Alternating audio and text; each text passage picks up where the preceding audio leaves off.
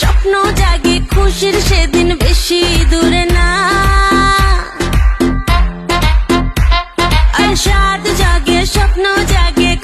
Hello everyone, good morning, welcome to my channel lovely Rikta. আমি রিক্তা চলেছি তোমাদের সামনে আমাদের একটি ব্লগ নিয়ে। আজ হচ্ছে ফ্রাইডে, আর ফ্রাইডেতে কি ব্লগ, তাই তো?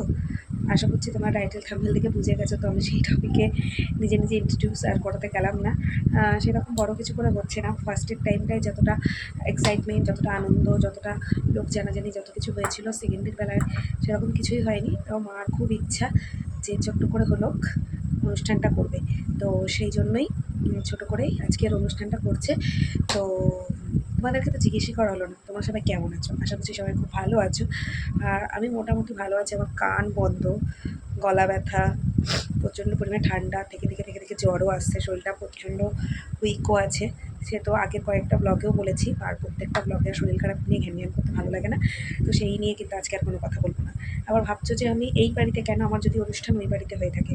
এই বাড়িতে কারণ অনুষ্ঠানটা হয়েছে সাডেনলি, ঠিক মা বললো যে যে করবো না করবো না করবো না করবো না করতে করতে মা বললো থাক, আগের বার যতটা করে হয়েছিল তার তার যতটা মানুষ আয়োজন করা হয়েছিল তার 4 ভাগের 1 ভাগ নিয়ে এবারেরটা করা হচ্ছে। তাহলে ভাবতে পারছো, মানে যদি 100 জন আগের বারে আমার মেয়ের বেলায় হয়ে থাকে অনুষ্ঠান, তাহলে 100 জনের থেকে এবার হয়তো 25 জন এসে ঠেকেছে।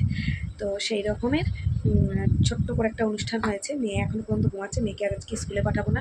আর গতদিন ওদের তো এমনি স্কুলে ছট পুজো উপলক্ষে ছুটি ছিল না, কিন্তু বৃহস্পতিবার দিন ওদের বুধবার রাত্রিবেলা ওদের একজন সিস্টার মারা গেছে, তো সেই জন্য ওদের বৃহস্পতিবার বন্ধ দিয়েছিল স্কুল।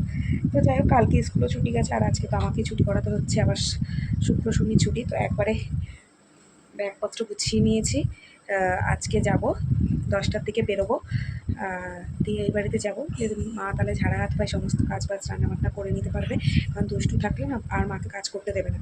তো মা ওদিকে কাজকর্ম করে নিই, আমি এদিকে স্নান টান করা হয়ে গেছে, মেয়েকে থেকে তুলে স্নান টান করিয়ে নিয়ে আমি ধীরে সুস্থে এগোবো। তো আজকে একটা ইন্টারেস্টিং ব্লগ হতে চলেছে, আশা করছি তোমাদের সবার খুব ভালো লাগবে।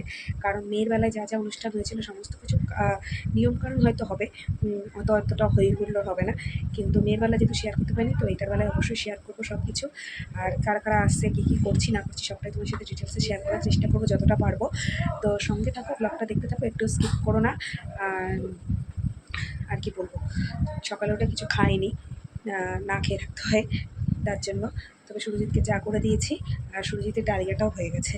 পরে নয় তোমাদের একবার ফাইনাল লুকটা দেখিয়ে দেবো। তো চলো, পরে দেখা হচ্ছে। ব্লগটা শুরু এখন করেছি, ভাবলাম শুরুটা করে দিই। ভাবছিলাম ওই বাড়ি থেকে করবো, তাই বললাম যে না, সারাদিনে যখন এখান থেকেই যখন শুরু হচ্ছে, তাহলে এখান থেকেই করি। তো সঙ্গে থাকো, দেখতে থাকো। ভাগ্যিস বাড়ির থেকে এখনও বেরিয়ে যায়নি, তার জন্য দেখো পার্সেলটা রিসিভ করতে পারলাম। তো তারপরে রেডি হয়ে চলে এসেছি পুরো বাড়িতে। তোমাদেরকে ডালিয়ার লুকটা দেখাতে পারিনি, কারণ তাড়াহুড়োর মধ্যে খাবারটা পাঠিয়ে দিয়েছিলাম, আর বাবাও নিতে চলে এসেছিলো, তো আমিও দুষ্টুমাকে নিয়ে চলে এসেছিলাম। এখন দেখো মা কী কী আয়োজন আপাতত করা হয়ে গেছে। আমি যখন এসেছি, চাটনি, লাল শাক, পায়েস, মাংস, 5 রকমের 9 রকমের ভাজা, তারপরে এখানে এখন রুই পোস্ত চলছে, তো সেই জন্য সেইটা কিন্তু চলছে। আর মাংসের আলুটাও কিন্তু কাটা হয়ে গেছে, আবার ডালটাও হয়ে গেছে। আর এই দেখো, এই শাড়িটা যেটা পুজোতে মাসি আমাকে দিয়েছিলো, তো আমি ভাবলাম এই শাড়িটা পরেই যাই। তো এই শাড়িটার ব্লাউজ পিস বানানো হয়ে গেছে। স্বাদ উপলক্ষে যে শাড়িটা কিনেছি না, হাকুবা প্লাস সিকোয়েন্স, তো সেটা না ব্লাউজ পিস বানানো হয়নি, আর সারেন সব কিছু নতুন পরতে হয়, এই জন্য ভাবলাম এটাই পরি, স্বাদ উপলক্ষে জিনিসটা রেখে দিই। আর এখানে সমস্ত জুয়েলারিগুলো নিয়ে নিয়েছি, তো ভাবলাম এই বোতল গ্রিনের সাথে এই শ্যাওলা কালারের আংটি দিয়ে। আর সুরজিৎ আমাকে স্বাদ উপলক্ষে যেই জিনিসটা গিফট করেছিল, তো সেই জিনিসটা আজকে পরে নিই। তো অনেকটা সবুজ সবুজের মধ্যেও আসবে, তো কেমন লাগছে অবশ্যই জানিও। চলো রেডি হয়ে নিয়ে তোমাদের লুকটা দেখাই। তো আমি একদম রেডি হয়ে গেছি, দেখতেই পাচ্ছ। একদম শাড়িটা তো নতুনই, আর ব্লাউজ পিসটাও নতুন বানিয়ে এসেছে।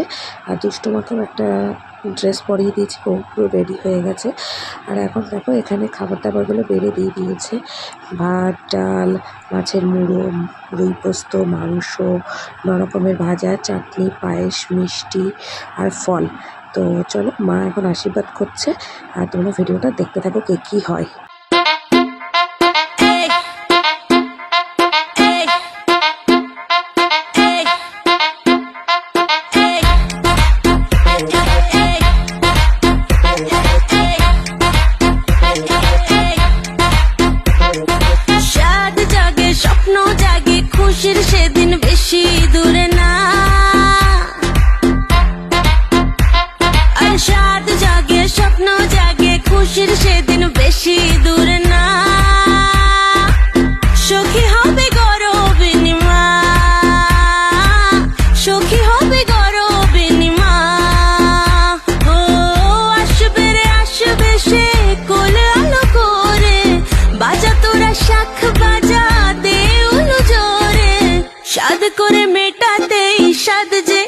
সাদেরই আয়োজন, সাদ করে মেটাতে সাদ যে সাদেরই আয়োজন।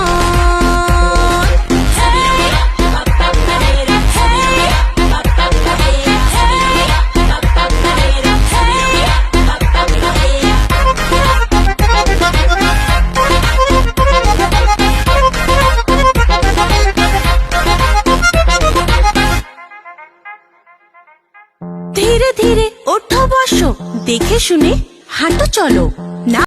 যেহেতু খুবই ছোট করে আয়োজন, 20-25 জনের মতন, আর আমার দিদা মারা যাওয়াতে আমার মামারাও কোনো রকম ধরাছোঁয়া করতে পারছে না, তো তার জন্য মামাদের আবার এক জায়গায় বাড়িতে একটুখানি কাজের নেমন্তন্ন আছে, সেজন্য ওরাও ঠিকভাবে আসা যাওয়া করতে পারছে না। তো আমার মা আর 2 বৌদি মিলেই আশীর্বাদ করে দিল। তো এখানে আমার 2 মামি বসে আছে, মেয়েকে মামি খাইয়ে দিচ্ছে, আর এখানে দেখো সুরজিত বন্ধুর বউ আর ছেলে চলে এসেছে, ওদেরকেও খেতে বসিয়ে দেওয়া হয়েছে। তারপরে আমার বোন এসেছিলো, বোনের শাশুড়ি এসেছিলো, পেছনে কিন্তু আমার মেয়ে, তারপরে আমার বোনের মেয়ে সবাই খেলাধুলা করছিল। তো টুকটাক করে আসা যাওয়া হচ্ছিল, রাত্রির অবধি মানুষজন আসা যাওয়া করেছে, যেহেতু দুপুরে অনেকের কাজ পড়ে গেছিলো। তো ছোট্টর উপরে অনুষ্ঠানটা এখানেই মিটলো। এখানে আমার ছোটো মামারা লাস্ট ব্যাচ, ওরা রাত্রিবেলায় খেতে এসেছিলো, ওরা খাওয়া দাওয়া করছে। তো এই ছিল আজকের ভিডিওটা। কেমন লাগলে অবশ্যই কমেন্টস করে জানিও, ভালো লাগলে please like to share and subscribe my channel. দেখা হচ্ছে খুব শীঘ্রই নতুন একটি ভিডিওতে। আর ফেসবুক পেজ থেকে যারা দেখছে তারা পেজটিকে ফলো করতে ভুলো না। বাই।